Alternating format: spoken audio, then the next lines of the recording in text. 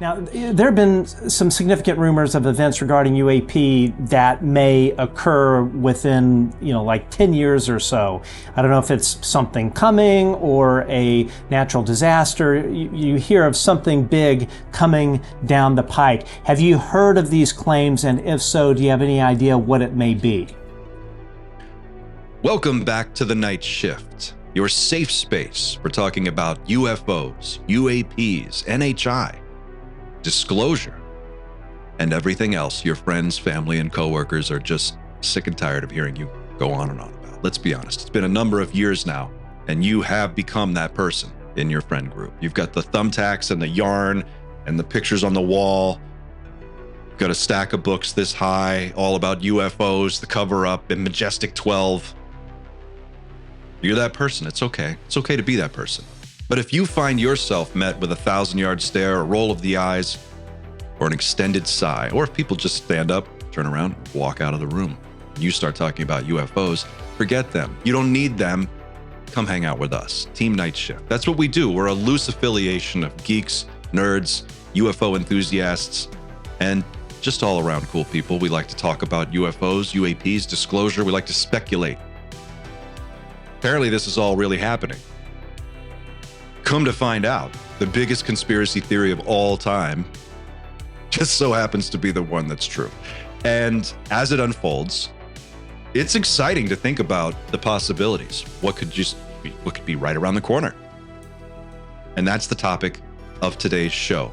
The event. Is there going to be an event? Is there going to be something coming in the next few years that will be so huge, so gargantuan, so impossible to miss, impossible to spin, impossible to ignore, that everyone on the planet at the same time is going to be forced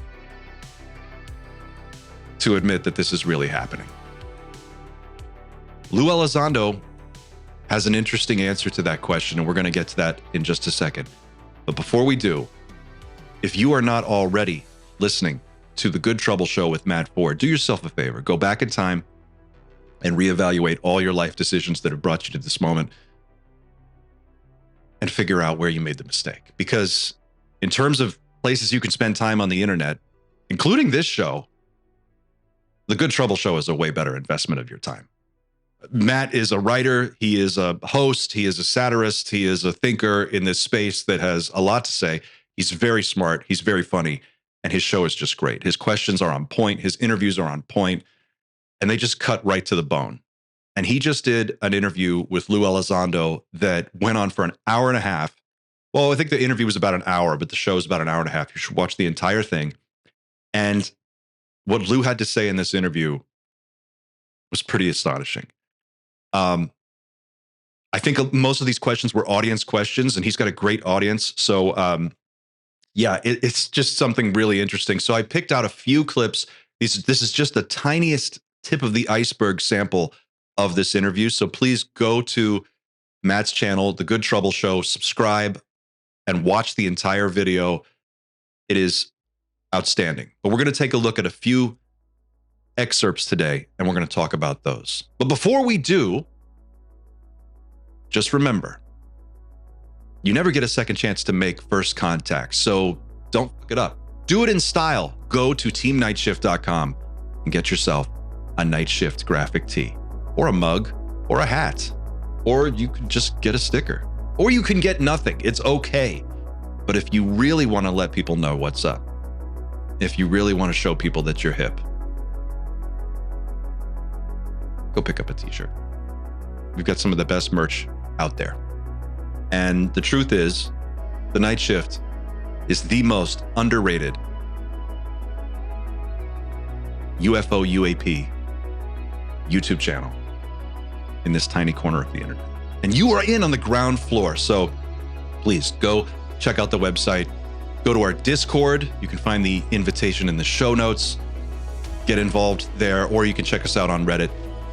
Don't forget to like and share this video. And hey, listen, if you're not already a subscriber, do me a favor, just hit that button. It only takes a second. It doesn't cost you anything, and it makes this channel explode. And that's what we need. That underground energy. We need that grassroots power, and that comes from you. So please consider subscribing. And if you really want to support the channel, if you really want to help us out, become a member or just consider becoming a member. Thank you for watching. Now let's get to the first clip from Lou Elizondo's interview with Matt Ford on The Good Trouble Show. Now, there have been some significant rumors of events regarding UAP that may occur within, like 10 years or so. I don't know if it's something coming or a natural disaster. You hear of something big coming down the pike. Have you heard of these claims? And if so, do you have any idea what it may be? Yes, I've heard of them. Yes, I'm aware of them, and I'm not able to have that conversation. Got it. It's not my conversation to have, but I am aware of it. So you're saying there's a conversation. It's just not yours to have. Well, whose conversation is it, Lou? Jesus Jones, you sold me a seat to the most amazing show ever, and I am only using the edge of it. This rumor has been floating around for years now. A lot of years, actually. If you want, you can go all the way back to 1989, I think it was 1989. John Lear with George Knapp said an event is coming. Something huge, enormous. And how should we get ready for it? There's really no way to get ready for it. The reason I think it's coming is because I have contacts within the government that tell me that they're bracing themselves for something, but they're not going to tell us about it. CIA retired John Ramirez. Even with that, we're kind of preparing the U.S. population, at least, and by extension, the world population, into that reality that there is a presence here, and that we need to explain this presence. Because if they show up and we continue to do what we did before in previous decades, and they show up, there will be mass panic. But if you understand that these are real, and we have 5 years from 2022, well, maybe now 4 years, if they come in 2027, for the U.S. government to prepare the people about what is up there. And in many ways, I think the word got out within the government that they're showing up in 2027, and we better be prepared. And if not, there's going to be a lot of explaining to do. And now, directly, straight to the bone, Matt Ford to Lou Elizondo. Is there an event? Do you know anything about this? I am aware of it, and that is not my conversation to have. Well, whose conversation is it? I'm assuming it's the president. I'm assuming it's going to be like a Jerry Bruckheimer movie, and the president comes out and has to have that conversation, whoever that president will be at the time. I feel like Lou Elizondo sometimes is like that POW in Vietnam that's like blinking Morse code to us to try and like communicate what he can't say out loud. And I don't know about you, but my spidey sense just is all a Twitter. It's tingling. Think about it. All of these people, Carl Nell, David Grush, Lou Elizondo, former presidents, former directors of Central Intelligence, retired CIA guys, people with decades of experience, decades of exemplary service, top of their field, best of the best at what they do. All of them running around like chickens with their heads cut off, getting ready for something. We're writing legislation. They're fighting legislation. There's all this theatrics are taking place right now. That is not for nothing. That is not for nothing. Something is coming. I'm telling you, something is coming. That's not Lou Elizondo saying that. That's just me interpreting it. But I'm telling you, I have a gut instinct on this one. I think this is it. I stand ready to be proven wrong, and that's fine. But that's what makes this job so fun. Okay, we're going to go on to the next question. This is apropos. Matt asks Lou about our submarine nuclear weapons, our sub-based nuclear weapons, and have UAPs interfered with those? Listen carefully to what Lou has to say. Have you come across information that our submarine nuclear ICBMs have been tampered with? Trident II platform or anything prior? No, but let me share a story with you that that I can say. There has been some historical reporting that there's been interest by UAP in some of our nuclear equities, underwater nuclear equities. I'll be very careful what I say and how I say it. I was speaking to a submarine commander some time ago, and now our submarines are huge. Think of the Empire State Building sideways and underwater. These are massive, massive boats. All you see when most people see a submarine, they just see the conning tower, the sail sticking out of the water. These things are massive. In some cases, these can be 500, 600 feet in size. Enormous, enormous boats underwater. And I was talking to one of these commanders, and I asked the commander, I said, what strange things do you see? And he says, look, I got to tell you, we see things that are sometimes doing 400, even maybe 500 knots underwater, and they're bigger than our submarine. Now think about that for a minute. They're bigger than our submarine. And so when I asked them, and I mean, it's just an honest question because what do you do? So I asked them, well, when that happens, what's your reaction? What do you do? And man, dead serious without skipping a beat. It's kind of funny now looking back, but it's not. He said, Lou, we go around. 400 to 500 knots, a ship larger than a nuclear submarine traveling, according to my Googling, that's up to 575 miles per hour underwater. That's astonishing. That's astonishing. And not only is it, I mean, it's astonishing just because of what it suggests, but it's also an interesting new evolution or twist in the discussion of where these things are actually coming from. I mean, in ufology, up until very recently, we didn't really think much about underwater stuff, but it's happening more and more and more frequently. And interestingly, discussion about it is coming out into the open in a way that is somewhat new. And I find that very compelling. So Lou actually goes on here to expand on this point a little bit more about the potential dangers of what's going on with NHI interfering with our nuclear equities and those of our adversaries. Listen to what he says next. He fleshes this point out a little bit, and he makes an excellent, excellent point here. But you're right. We have seen empirical evidence that suggests these things can interfere with and take offline some of our nuclear capabilities. An entire flight, in some case, a flight is kind of like think of a string of Christmas tree lights, where each Christmas tree light is an ICBM silo, and they're all connected to a main hub. And in some cases, these UAP have been able to bring offline our nuclear strike capability, which is, by the way, part of our nuclear deterrence. Right. And if that is not scary enough, because some people will say, oh, well, maybe they're trying to demonstrate that we shouldn't use nuclear weapons. In Russia, it's the opposite. In Russia, they actually demonstrate an ability to turn them on, right? So that's even more concerning. And I think it highlights that, there is a national security issue. There is a vulnerability. Now, maybe it's a good vulnerability. I don't know. Maybe philosophically or morally, that's a good thing. But I think from a defense perspective, we've got to figure these things out. We have an obligation to try to figure it out. That is such a critical thought. It's so important. And I don't think enough people are talking about this. But I'm excited to see that more people are talking about it, and it's starting to become, it's moving towards the center of the conversation. Are we dealing with a threat, or are we not dealing with a threat? There are, in the disclosure community, broadly two schools of thought on this issue. One school of thought says there's no possible way NHI could be a threat, because if they wanted to harm us, if they wanted to do us harm, they would have done it already. And even if they haven't done it already, if they chose to do it tomorrow, there's nothing we could do about it. I think that is kind of naive.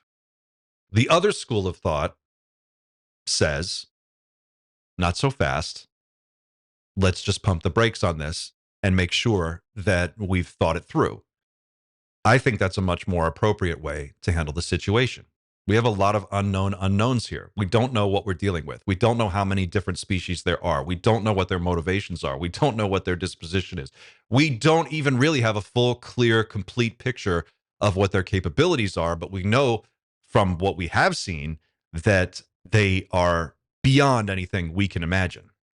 So, of course, there is a concern there.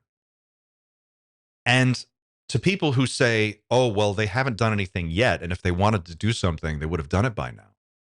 I would just simply say, we don't know what we don't know. You don't know how they think. How could you possibly know what they're thinking? For one. And two, not all threats are a direct kinetic military threat. Not all invasions are going to take the form of an Independence Day style invasion. What if it's more covert than that? What if it's more subtle than that? What if what they're interested in here is the biological diversity of our planet? And what if they take a look at the way we've been treating that biological diversity and they decide, you know what? Maybe the humans aren't the best group to be in charge. Maybe we should make an adjustment. It's possible. It's not just possible, it's a pretty big possibility. We are one form of life on this planet. We are not it. The buck does not stop with us. Star Trek, humpback whales, right? The probe comes all the way from a different part of the galaxy, gets to Earth, finds out all the humpback whales are dead, and then proceeds to destroy the planet. Maybe it's not us they're interested in. Maybe this planet doesn't belong to us in the way that we think it does. Maybe that's our hubris and arrogance manifesting itself and putting us in a position to get a very nasty surprise.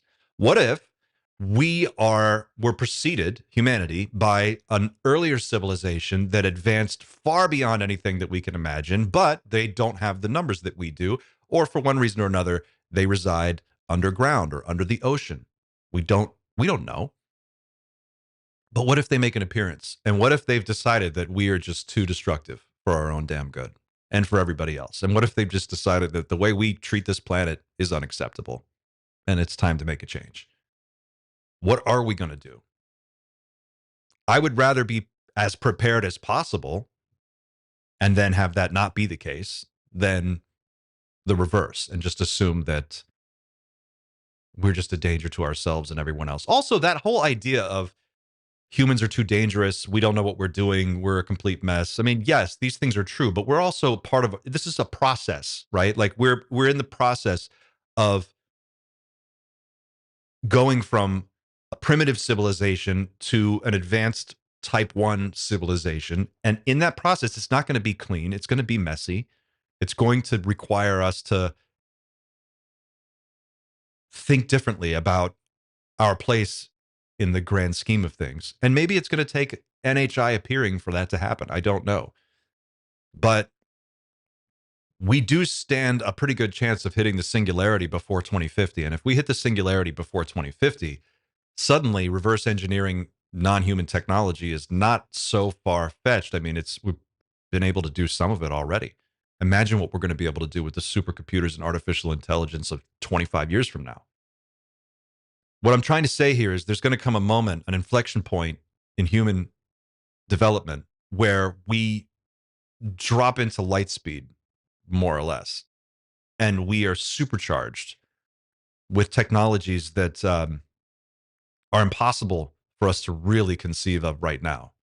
And that's coming. That's going to be within the lifetime of a lot of people listening to this. So there's that. That's an issue. And we should be thinking about that. How are these changes going to impact and affect one another, right? But it's also important to remember that threats come in all shapes and sizes. There's not necessarily one threat, right? Coming into contact with a non-human intelligence could threaten us in many ways. For another way, aside from the direct kinetic military threat that we imagine from Hollywood, there's the threat to our culture and society of being subsumed into a larger, more advanced society. We've seen this in our own history here on Earth when technologically advanced societies come into contact with less advanced societies. I'm air quoting all of this because that's kind of depends on how you look at it. But traditionally, the less advanced society doesn't do so well. So there's a question there. What happens to us? What do we do internally? There's also the complexity of our nuclear deterrent and our nuclear arsenal, right? We have an enormous nuclear arsenal. So does China. So does Russia. Israel has nuclear weapons. Pakistan, India, Russia, of course. These systems are extremely complex. They're largely built on automated decision-making processes.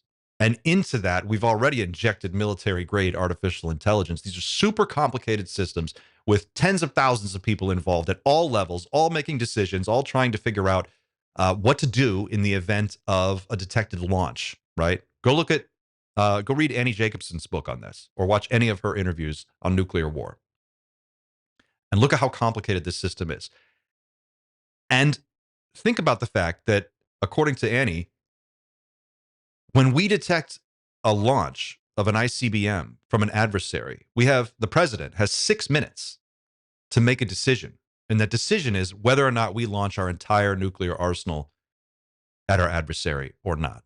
It's called use it or lose it. You got one shot, really, to like throw a knockout punch. But they know it too, the adversary. And so they're going to throw their first punch as a knockout punch. And in 6 minutes, the president imagine it's 4 o'clock, 3:13 in the morning. Somebody wakes up the president, whoever the president is at that time. They shake him out of bed. I mean, think about the last time you had 6 minutes to make an important decision on anything. How overwhelming that is.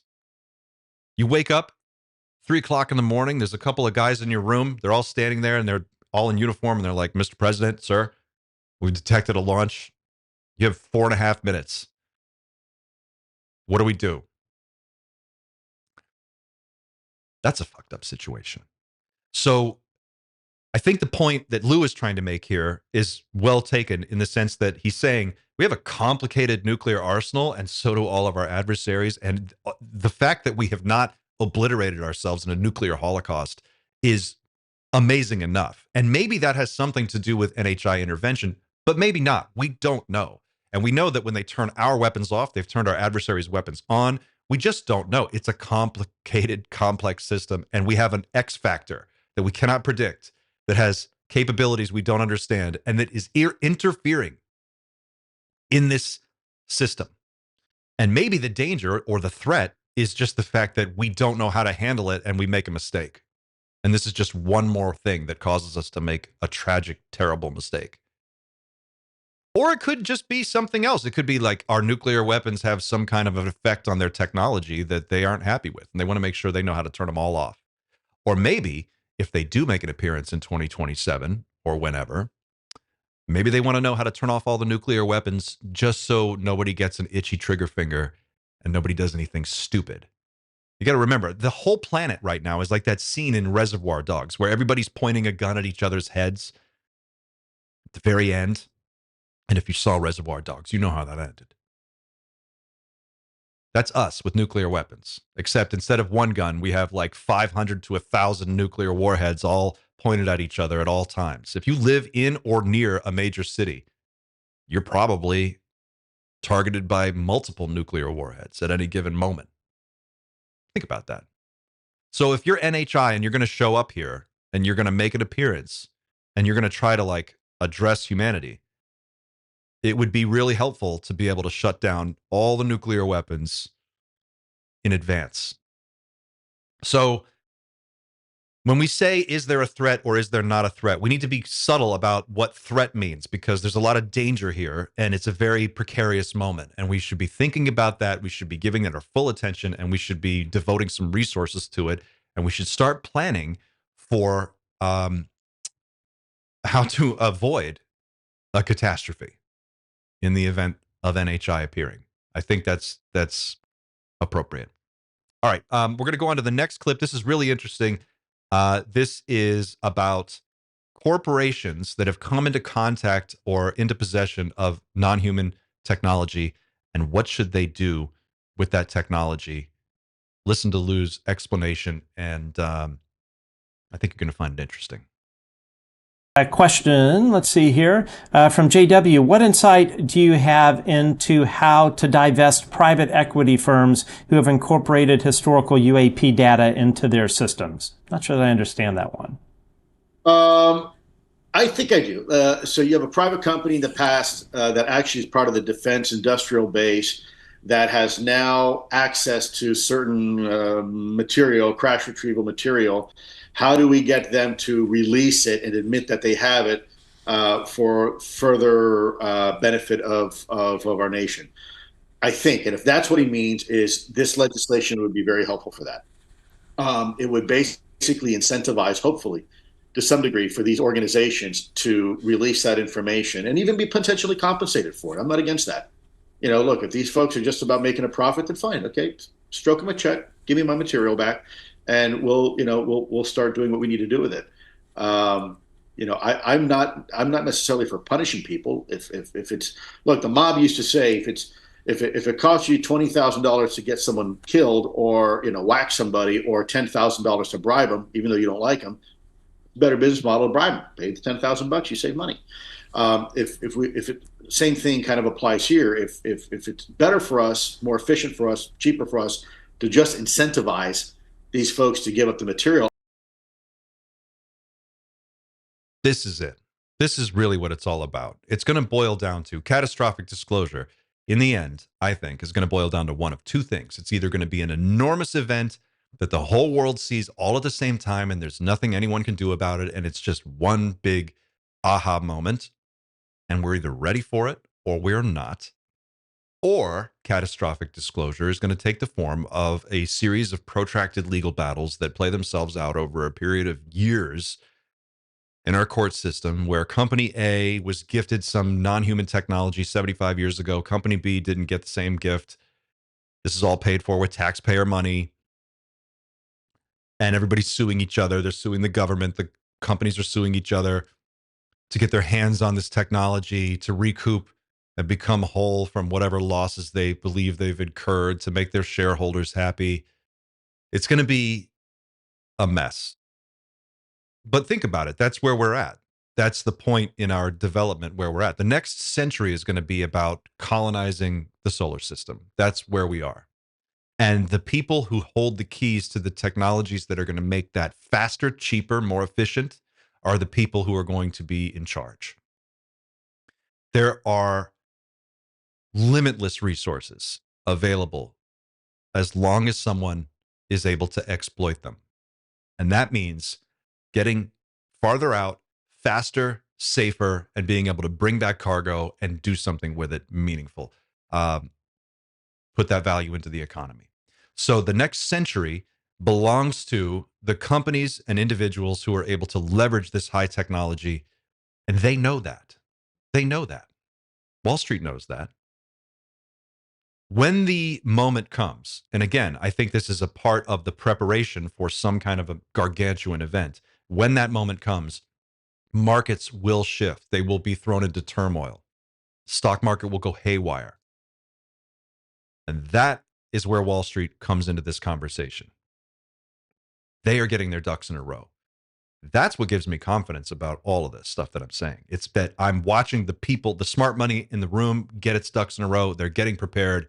And that brings us to the next question here, which is, are people in the know positioning themselves to make a shitload of money off of disclosure? This one we're going to end with. This is the last clip. Listen to Lou throw some serious shade. Check it out. This is a really good one from Flap Around FPV. Ask Lou if everyone in the know has been bargaining and positioning themselves to benefit financially in the future, and whether that is hindering the process. Oh my gosh.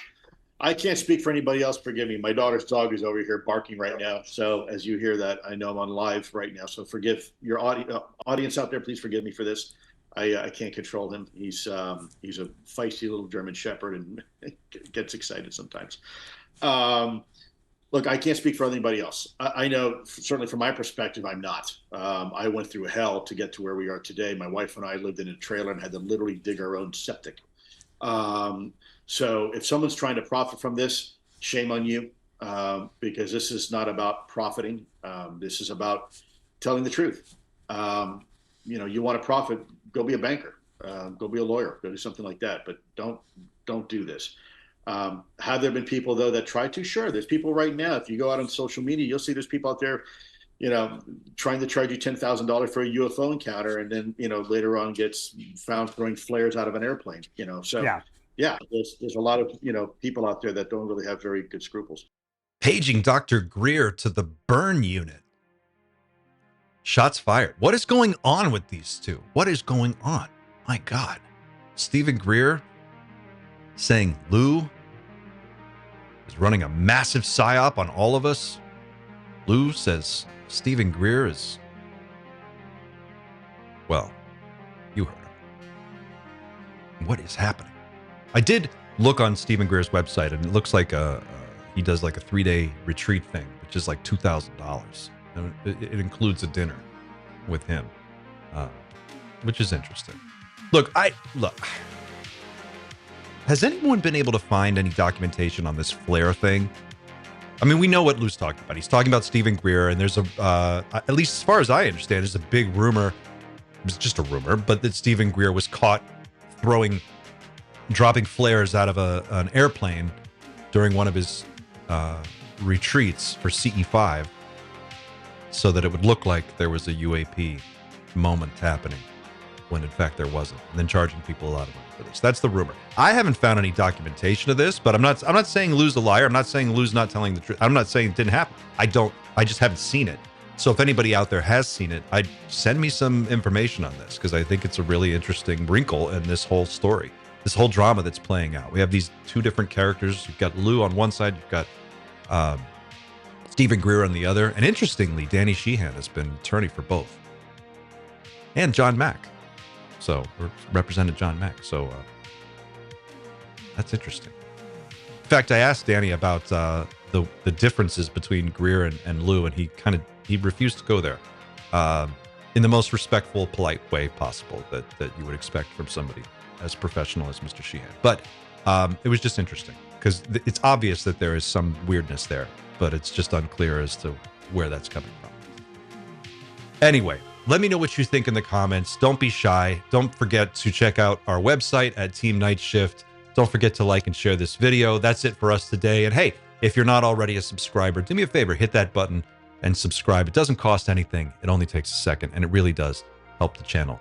Come hang out with us. Be a part of Team Night Shift. Thank you so much for watching. I will see you on the next one. And until then, keep looking up.